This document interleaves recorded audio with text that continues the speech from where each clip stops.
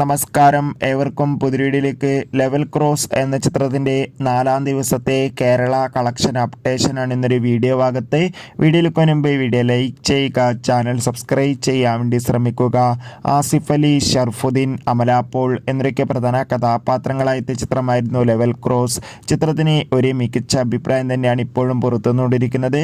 അതുകൊണ്ട് തന്നെ എല്ലാ സിനിമാ പ്രേമികളും ഒരേപോലെയാണ് ലെവൽ ക്രോസ് എന്ന ചിത്രത്തിൻ്റെ ഓരോ കളക്ഷൻ അപ്ഡേഷനും അറിയാൻ വേണ്ടി കാത്തിരിക്കുന്നത്. ചിത്രത്തിൻ്റെ അത്യാവശ്യം ബുക്കിംഗ് ഒക്കെയാണ് ഇന്ന് 4-ാം ദിവസം നടക്കുന്നത്.